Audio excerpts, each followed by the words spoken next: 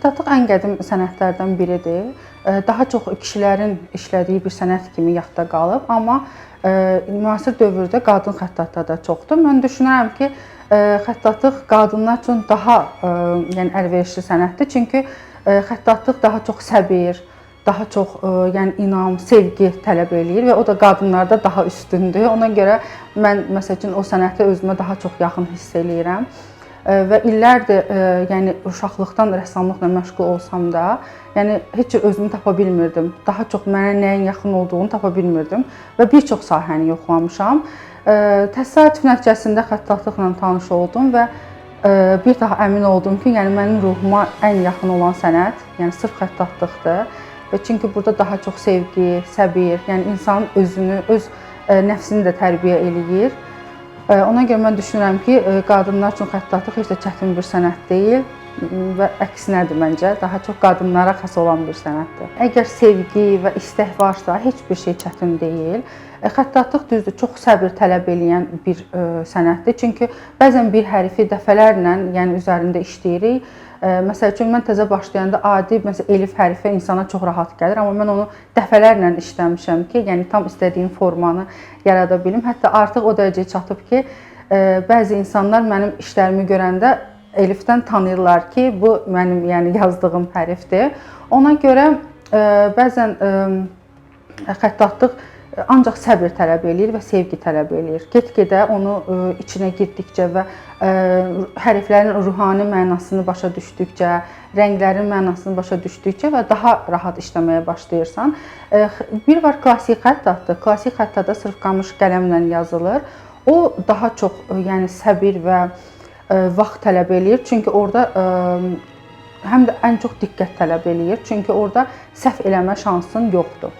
Mən daha çox modern xəttatlığa üstünlük verirəm. Çünki mən rənglərlə işləməyi daha çox sevirəm və istəyirəm ki, o içimdəki o xəttatlıq sevgisini rənglərlə birləşdirim və daha çox xəttatlığı və rəngkarlığı sintez eləyib işləyirəm. Və məncə də daha uğurlu alınır. Çünki müasir dövrün tələblərinə daha uyğundur bu cür işlər.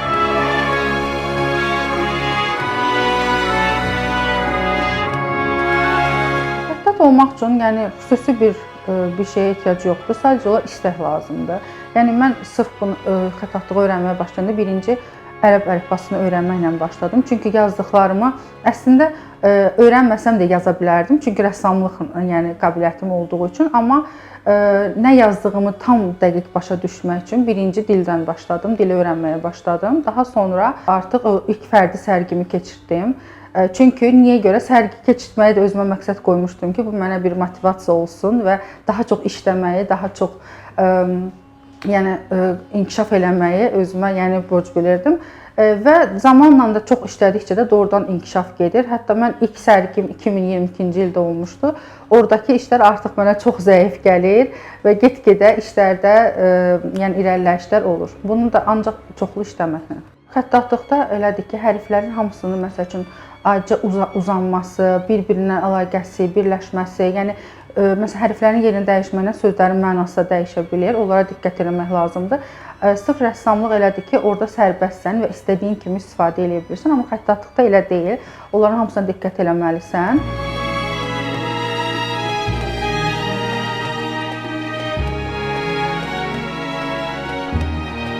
Xəttatlıq, yəni bir var sırf klassik xəttatlıq. Orada ancaq qamış qələmlə işlənir və qamış qələmlə işləyəndə daha çox diqqət tələb eləyir və hərflərin o döngələri, uzunluğu, məsəl üçün orada hamısının, yəni nöqtələrin bərabər olmağı, ölçülərin bərabər olmağı mütləqdir. O klassik xəttatlıqdır.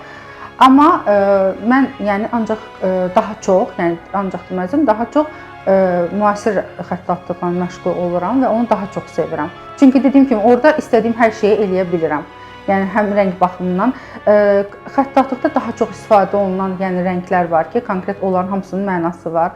Məsələn bu qaradır, qəhvəyi rəngdir, qızılı rəngdir, yaşıldır. Bunların hamısının öz mənası, ruhani mənası var. Yəni heç biri boşuna seçilməyib. Və mən də onu müasir rəngkarlıqla birləşdirərək, yəni bir əsər ortaya gətirirəm.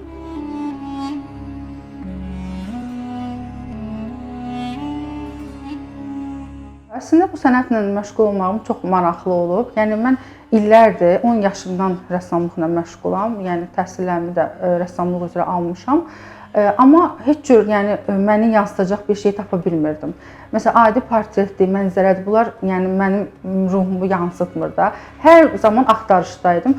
Çox təsadüf nəticəsində xəttatlıq sənətini eşitdim və o an dedim ki, yəni budur da. Yəni mənə aid olan, tam yəni necə deyim, Turana aid olan sənət budur və tez başladım. Yəni həmin günü yəni öyrənməyə başladım artıq və öz üzərimdə işləyə-işləyə bu nəticəyə gəldim. Mənə ən çox verilən suallardan da biri budur ki, kimin yanında öyrənmirsən? Çünki xəttatlıq sənətində ustad-tələbə davamiyyəti deyilən bir anlayış var. Mən heç kimdən öyrənməmişəm. Yəni sırf özüm öyrənmişəm. Çünki bizdə onu bir şərait olmadığı üçün mən onu ancaq özüm işləyə-işləyə öyrənmişəm. Çünki içimdə o qədər o sənətə qarşı sevgi var idi ki, və çox qısa müddətdə də nəticə almağa başladım.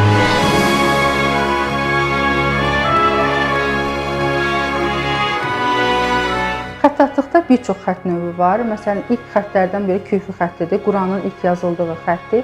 Daha çox simmetrik, dördbucaq şəklində yazılır. Sonra sülüs xətti var, nəqs xətti var, nəstəlik xətti var. Bir çox xətt var. Mən daha çox küfi və sülüs xəttində yazmağı sevirəm. Çünki küfi xətti daha çox insana təmkinli, daha çox o simmetriyanı qorumağı öyrədir. Sülüs xətti isə daha çox estetik və o dekorativ görünüşü ilə gözə xoş gəlir. Azərbaycanda olan daha çox məscidlərin üzərində xətt yazıları var. Bunlarda ən çox sülüs xəttidir və daha çox küfi xəttindən istifadə olunur. Məsələn, mən bu yaxınlarda Bibi-Heybət məscidinin rəsmini çəkdim. Orada küfi xəttində yazılmışdı. Yuxarılarda Ayətül Kürsi və aşağıda isə Maidə surəsi yazılmışdı. Yəni bir çoxlarında var, daha çox hamısında Bismillahirrahmanirrahim ilə başlanır və bir çox ayələr yazılır.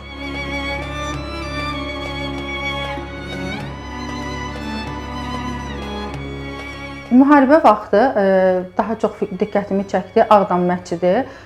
Çox gözəl məsciddir və onun yanmışdı və çox az hissəsinin şəklini tapa bildim. Çox çətinliklə onun üzərindəki yazıları yəni araşdırdım, bir çox ərəb dili bilənlə danışdım, onu tapdım və Ağdam məscidinin restavrasiya olunmuş versiyada rəsmini çəkdim. İnşallah onu o Ağdama hədiyyə eləməyi düşünürəm. İnşallah bu yaxınlarda olacaq.